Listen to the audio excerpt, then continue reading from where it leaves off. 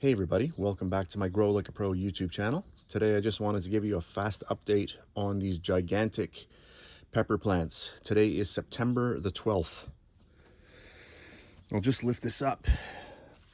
I haven't been over here probably in about a week. And look at this. I just came over this morning. Look at the size of these. These have just really grown very rapidly in the last week. I've got a nice pepper there, a nice one here. There's another little guy starting right there. And look at this. Look here. I'm going to try to open this up so you can see.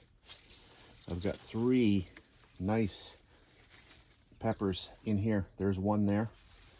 And there are two more over on this side. Isn't that amazing? So I'm really impressed with the growth.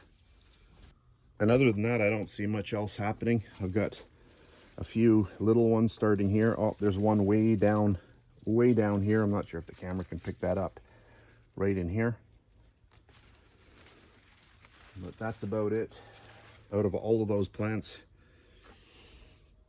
Yeah, so there we go. And these were started off from fresh peppers that I had bought at the store.